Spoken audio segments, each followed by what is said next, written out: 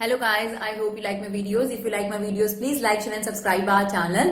आज हम लोग कॉर्पोरेट अकाउंटिंग जो कि बीकॉम पास और बीकॉम ऑनर्स दोनों में है उसका एक important topic that is redemption of preference shares के एक और न्यूमेरिकल के साथ आपके करवाएंगे, देखेंगे और ज्यादा कंसेप्ट ताकि और ज्यादा अच्छे तरीके से आपको ये टॉपिक जो है वो क्लियर हो जाए।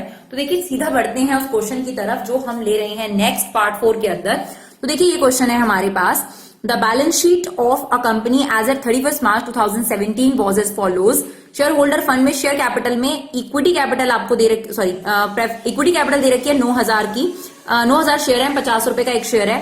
1300 प्रेफरेंस शेयर्स है 100 रुपए के, फुली पेड अप है तो कोई दिक्कत नहीं है हमारे पास। रिजर्व एंड सरप्लस में सिर्फ सरप्लस है 96,000 का। करंट लाइबिलिटी 1,13,000 की है।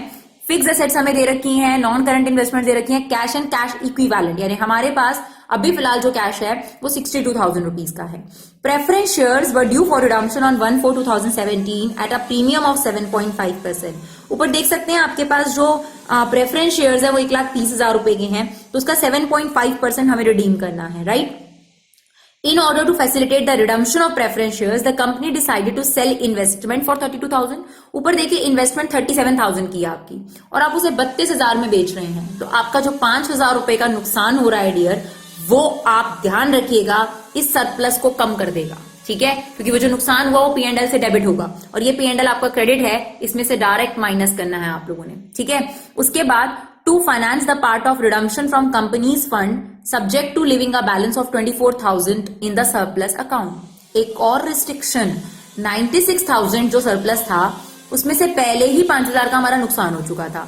ऊपर से कह रहा है कि 24,000 रुपए जी आपको मिनिमम बैलेंस रखना है, बाकी का यूज कर लेना, ठीक है।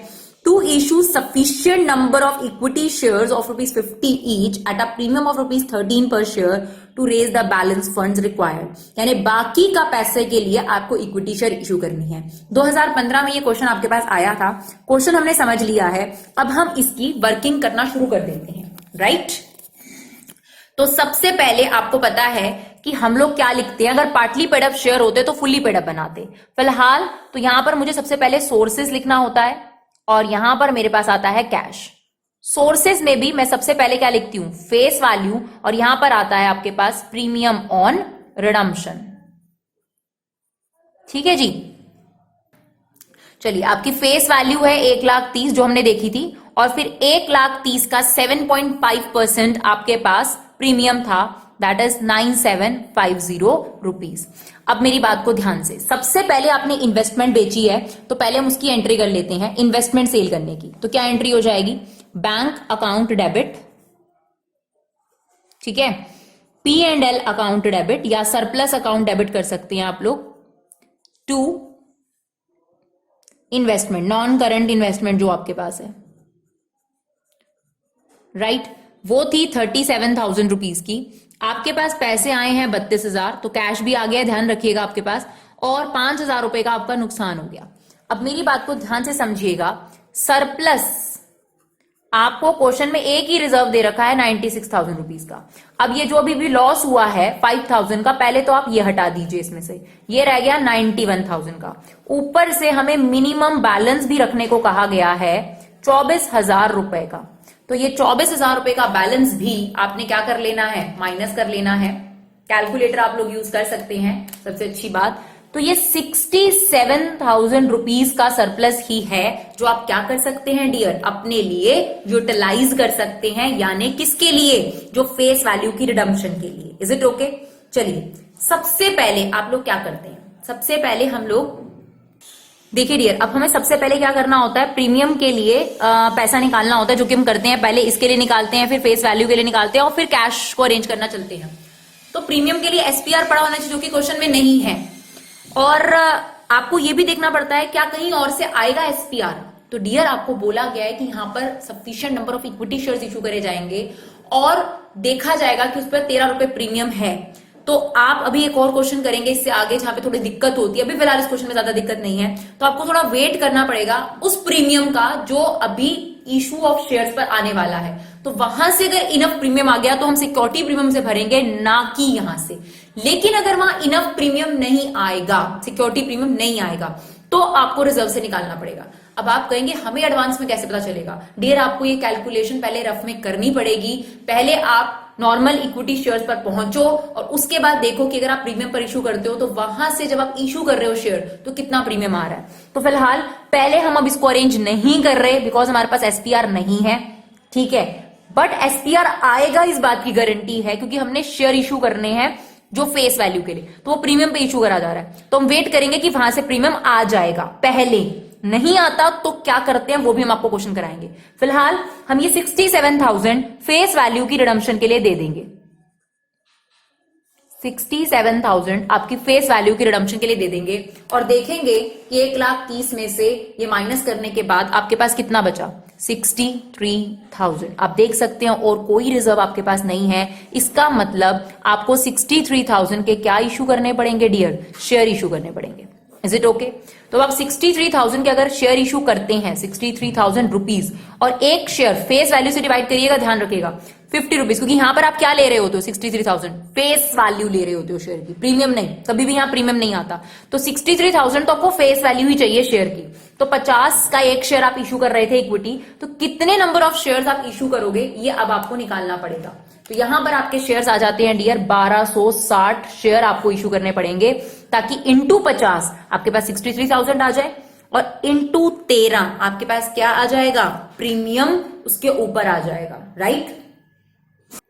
तो आप देखिए 1260 शेयर्स आप इशू करेंगे और आप ये भी देख लीजिए क्या 1260 पर आपको इनफ प्रीमियम आ जाएगा? तो पर शेयर आपका 13 रुपए प्रीमियम है डियर, तो आपके पास प्रीमियम आ जाएगा 16,380 रुपए। बहुत इनफ प्रीमियम है जिसको आप प्रीमियम ऑन रिडम्पशन के लिए यूज कर सकते हैं। तो आप सबसे पहले क्या करिए? शेयर इशू कर लीजिए यहां पर ताकि आपके पास सिक्योरिटी प्रीमियम भी इकट्ठा हो जाए, राइट। तो क्या एंट्री करेंगे हम लोग? Bank account debit to share application and allotment. वहां पर आपके पास आएगा 1260 इंटू 63, क्योंकि एक शेयर आपके पास 50 रुपए का है लेकिन आप 13 रुपए प्रीमियम पर इशू कर रहे हैं, तो कितने रुपए हो जाएंगे आपके पास? 79,380। Next entry, share application and allotment account debit to share capital to securities premium. यहां 13 रुपए, यहां 50 रुपए और यहां पर 79,380 जितने आपने लिखे हैं, इनटू में 1260। तो ये आ गया आपके पास 63,000 जो फेस वैल्यू चाहिए आपको, ठीक है। और ये आपके पास प्रीमियम क्या आ गए? 16,380 रुपए। Is it okay? अब ये जो एसपीआर आपके पास आया है इसका इस्तेमाल आप यहां कर सकते हैं, पूरा आपको मिल जाएगा 9750। तो प्रीमियम का भी हो गया, बिल्कुल सही तरीके से हमने ले लिया। अगर ये ऐसा होता कि ये कम होता, ये 6,380 होता और ये 9750 होता डियर, तो हमें इस क्वेश्चन को दोबारा स्टार्ट करना पड़ता, यानी हम 6380 तो यहां से ले लेते, फिर हमें रिजर्व लेना पड़ता, फिर यहां पर थोड़ा चेंजेस आते, क्या होगा वैसा क्वेश्चन भी हम आपके साथ जरूर डिस्कस करेंगे। फिलहाल अभी थोड़ा सिंपल सा ले लेते हैं, ठीक है। तो यहां पर आपको क्लियर हुआ, कोई दिक्कत नहीं हुई, हमारे पास आराम से इतना प्रीमियम आ गया कि हमने इसको बेयर कर लिया। तो यहां पर सबसे पहले हमने इसको पहले निकाला, सरप्लस 96,000 था, आपका नुकसान हो चुका था 5,000 रुपए का, 91,000 रह गया, 24,000 पे मिनिमम बैलेंस रखना था। 67,000 हमने फेस वैल्यू के लिए यूज कर लिया, अभी भी 63,000 हमारे पास कम थे, उसके लिए हमने शेयर इशू कर लिया और इसको हमेशा फेस वैल्यू से डिवाइड करना है क्योंकि 63,000 तो हमें प्योर फेस वैल्यू चाहिए, ठीक है। हमारे पास आ गए 1260 शेयर, तो 1260 इंटू 13 प्रीमियम आ जाएगा हमारा बड़ा आराम से, जो इसको राइट ऑफ कर लेगा। अब हमें क्या अरेंज करना होता है? कैश। तो हमें कैश कितना चाहिए डियर? हमें चाहिए 139750 कैश। तो आप देखिए अभी अभी आपने इन्वेस्टमेंट सेल करी है, उससे आपके पास 32,000 रुपए आ गए, ठीक है जी। इसको माइनस कर लेते हैं, 139750 माइनस 32,000, ये आपके पास रह गया 107,750। उसके बाद आपके पास कैश भी पड़ा है, उसने ऐसा तो नहीं बोला कि मिनिमम बैलेंस रखना है, तो इस 62,000 को भी इस्तेमाल कर लेते हैं, तो 62,000 भी हमने इस्तेमाल कर लिया। ये रह गया हमारे पास 45,750, राइट। आप देखिए ये पैसा भी बड़े आराम से आ गया, क्योंकि आप ये देखिए आपने जो शेयर इशू करे हैं, नए शेयर जो इशू करे हैं, वहां से बड़े आराम से ये पैसा अरेंज हो जाएगा। तो हमारे पास कैश भी अरेंज हो गया, हमें कोई लोन वगैरह लेने की यहां पर जरूरत नहीं पड़ी। Is it okay? इन्वेस्टमेंट बेची थी 32,000 रुपए की, 62,000 का कैश वैसे ही पड़ा हुआ था और यहां से आ गया था बाकी का। तो हमारे पास अभी भी 79380 में से 45750 इस्तेमाल करने के बाद भी थोड़ा सा कैश बिजनेस के पास पड़ा हुआ है, राइट? तो हमें यहां लोन की एंट्री करने की जरूरत नहीं पड़ी। इन्वेस्टमेंट बेच दी, शेयर इशू कर दिया, बस। अब हम एसपीआर को राइट ऑफ कर देते हैं इस सिक्योरिटी प्रीमियम से। तो क्या एंट्री हो जाएगी? Premium on redemption of preference shares account debit to security premium, security premium reserve account debit to premium on redemption of preference share, that is 9750 बस। अब आप रिडम्पशन के लिए ड्यू कर दीजिए और फिर उसे क्या कर दीजिए? रिडीम कर दीजिए। उसकी रेट जरूर देख लीजिएगा कितनी है। तो 8% है हमारे पास, 8% redeemable preference share capital account debit premium on redemption of preference shares account debit to preference share holder account. तो 1,30,9750 दैट इज 139,750। और क्वेश्चन में ऐसा तो नहीं लिखा कि कोई शेयर होल्डर ट्रेस नहीं हो पा रहा रिडम्पशन के टाइम पर, नहीं, सारे के सारे ट्रेस हो पा रहे हैं। टोटल पेमेंट कर दीजिए। तो क्या हो जाएगा?